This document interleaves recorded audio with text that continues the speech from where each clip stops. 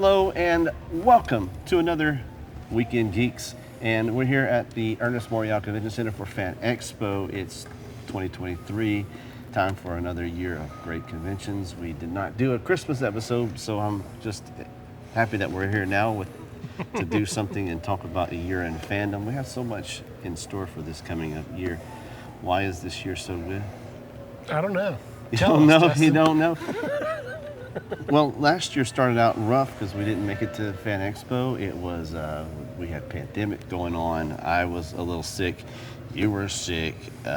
People were still having all these ordinances and mask restrictions, and we're still seeing that. Some conventions are still observing that, but now we're getting back to normal. I'm tired of talking about going back to normal. We are getting back to normal. I don't think we're going to have nearly the amount of restrictions this year as we did last year. But anyway, so we're at this great convention, Wizard World, that's been happening since, we argued about it earlier, but since about 2011. 2011, possibly.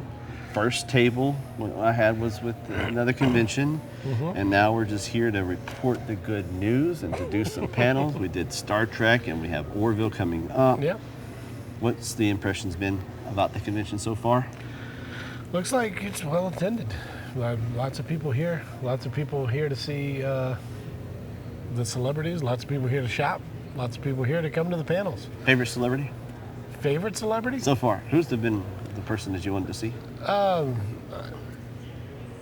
Robbie Damon, of course, from he did a voice in Star Wars Rebels, but trying to decide whether Anson Mount or Ethan Peck will be the other one I get this weekend. So we saw Ethan. How about you? Well, we saw Ethan Peck earlier with the panel with he and Anson, and they talked about Strange New Rules and their time on the show so far, and the interesting collaboration as far as filmmaking goes in the pandemic world. And they said something about starting in 2020 and having to kind of do the show on their own since the executives were not all there. Yeah, it's a really good show, and I think the executives should stay away to keep the quality up. To keep the quality. Well, that's something to say. And we hit on that too a little bit this morning with our Star Trek panel. What and Gene Roddenberry's vision for what the utopian future was, and it hasn't aligned with what people were looking at for Star Trek. I think that he set the groundwork. There was a little bit of time in between it with those movies, the J.J. Abrams world, but now we're getting on track. The best Star Trek is yet to come still with New Voyages, or Strange New Worlds, for season 2. That's a different show altogether. New Voyages, yeah. Speaking of Star Trek, there's so much good Star Trek coming out this year with season 3 of Picard. Season 3. We have Lower Decks. We have, it's going to be season 2 Season 2 of of Strange New Worlds. Strange New Worlds, season 2 of Prodigy. And what are some of the shows that you're looking forward to for this year? Conventions or television shows? Television shows, movies, fandom stuff. I'm looking forward to the new next season of The Witcher. There's a new Witcher series that came up right now, Witcher True Blood, I think it is. It's a prequel to the Witcher. And got to witness a preview of what looks like it could be a really cool show earlier. The Ark. It's created by Dean Devlin, and also the executive producer of Stargate SG-1. It's funny you mention The Witcher, because we've had some stir-ups in that show recently. Yeah, Henry Cavill leaving In hopes that he could go to do something in DC, and then they're having their own problems with Warner Brothers and HBO, all that shake-up. James Gunn has come in and cleaned house. Yeah. Which I think is a necessity because Warner Brothers has really had a struggle in the last few years putting out. They've had good movies like Joker, and they've done some good things, but in the majority of what they're doing is not good. Yeah, but I don't think that the problem was really the acters. Definitely was was the executives interfering. Just kind of like with Star Trek, too many executives putting their too many hands in the pie. Yeah. And when you've got so many people writing stories, you can never quite come in line with what you need to write, because you got all these different people, all the different ideas. Everyone wants to do something. Every executive's got their own idea, and that's going to happen in television. Yeah. What are the shows you're looking forward to? Season 3 of Picard will come out in February. That's hopefully going to wrap up JL's storyline. I don't think we'll see his death. I was thinking about last year that he was going to probably pass in the show, but I don't think we'll see that. Now with the story they've written, they did an excellent job with Hugh, bringing him in and relating that to the hardships that Jean-Luc had in his life, and made it a more promising show. It was a little rocky in season 1 and season 2. Season 2 also had its problems as well, but they've managed to do great things. Yep. And bringing back the Next Generation cast. The cast is step in the right direction. And it's a good thing. Well, when we come back, we're going to take a look at FanExpo 2023 right here on the Weekend Geeks. Well, welcome back to the Weekend Geeks, and we're at FanExpo 2023. We talked about it earlier, the history of this show, but it has a rich history because it's not always been FanExpo. It's been Wizard World before that, and that was the most exciting thing, was to see that they would start doing comic conventions. People always said Wizard World would be the Walmart of conventions, and it was not so. They did a good job with bringing a convention. First year was incredible. We had such amazing actors and guests, and it just kind of kept going on. The fan support was great. They had a rough little patch though. New Orleans and I believe Philadelphia were the only shows that happened every year that Wizard operated. The one thing I did not like to take away from it was I think it was 2 or 3 years after their launch here, they started introducing a payment for fan groups. You went from having all the support of fandom and the people that helped build the convention up to a point where now we want you to pay to be involved. That was the only thing that kind of rubbed folks the wrong way for a while. And now that looks like they're back, kind of like some of our favorite shows, they're kind of getting back to where they need to go. Yeah. Yeah. We've got Pensacon in Pensacola. We've got Louisiana Comic Con in Lafayette. We've got Comic Palooza in Houston. All the Dragon Con in Atlanta. All the regional shows are back in full swing. And we chatted earlier about when we walked through the vendor hall, it did not feel like a Wizard World show. It felt like a traditional FanExpo show, the ones that we've been to like in Dallas and Orlando, and it kind of felt like those shows. Yeah, it definitely did. Wizard had a more, I guess Wizard had a more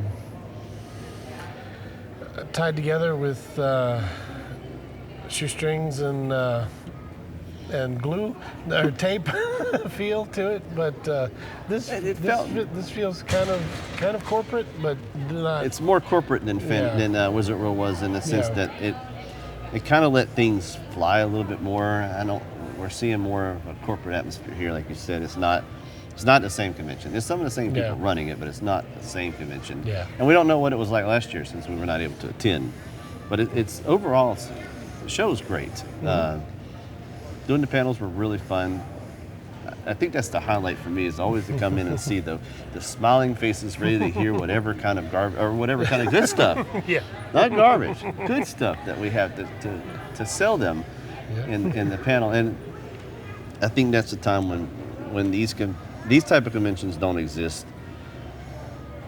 What I'm trying to say maybe is not so much of that, but there are some conventions that are just show floor or exhibit hall area, and there's no program, and that's, to me, that's not a convention, and that's what still sets this aside. That's what sets this aside. It still gives you the opportunity to go in and hear some good panels, no matter what. But they still let fans do panels too, and that's what that was the one thing that was my big concern whenever the takeover and purchase was announced. Yeah. And this show seems to be, for a Saturday, it's packed. Definitely packed. Walking the show floors, it's hard to get through the aisles. The panels that we went to, the celebrity panels that we went to today, were very well attended, and it looks like all of the actors have pretty good lines when we've walked down the celebrity area. So I would consider this show pretty successful. I've seen a lot of costumes out as well. People seem to be really getting involved with that, and just particular, even kids and adults alike. Yeah. It's not just one set of people. I mean, you saw a lot of what those shirts. From Stranger Things, the Hellfire Club shirts from since Joseph Quinn is here, who was Billy Munson in this season of Stranger Things. There's a ton of people with Hellfire Club shirts from that, and his line was the longest of all the celebrities. Even though he's charging $100 for an autograph. He and what was it, Sean Astin? Yeah, he and Sean Astin seem to have the longest lines. We rode by a little late in the day, but we saw the Tables for Trailer Park Boys, which I'm interested to meet them. I don't know if I can get an autograph this time, but we got voice Charles Martinet's over there. We've got with Mario and Bowser. Of course, the movie's coming out. Yeah, he's not doing Mario, but he will be in the movie. But it's just going back to conventions, though. It's just there's a lot of variety. It's a little corporate, but what I don't see is all those I call them flea market booths with the taste tests of everything and the buying of sauces and nachos and shit and all that kind of stuff. I'm not seeing a lot of that. I'm seeing a lot of content creators, a lot of artists. Yeah. A lot of stuff like that, which makes me feel better about the show in general. And there's a lot of people in costume. Lots of great costumes here. Almost, I would say, maybe a third to close to a half people are in costume here. The costume or something shirt from a show or something like that. Well, when we come back, we're going to end the show on a high note, and we'll just take you kind of through some plans for the year, all when the Weekend Geeks return right after this. Welcome back to our final segment of the sixth show that we've done. Well, second show that you and I have done, but we've had some good coverage over the year, going to San Diego Comic-Con. Since we didn't get to do a Christmas show, I wanted to highlight just kind of how the year went for this site and for the YouTube channel and things that are still to come. Now, we're hoping to go to more conventions this year, schedules permitting, of course. It seemed like last year, every time I went to a convention, something happened, like a catalytic converter theft or a computer died or something like that. But this year's going to be better. A lot of conventions in store. Fingers crossed. Fingers crossed.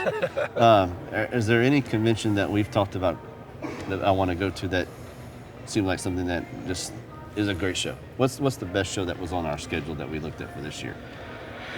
I'm not sure yet.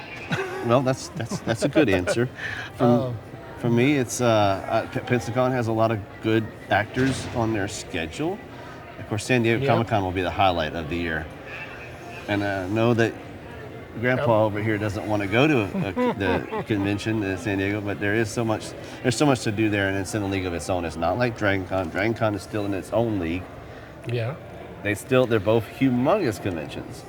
I'm kind of interested to see what kind of lineup Comic-Palooza has. Comic-Palooza they've had some good ones, and they've had some bad ones, and now that they're owned by the CVB in Texas, the Tourism Bureau, it makes things a little different about how they plan it. Yeah.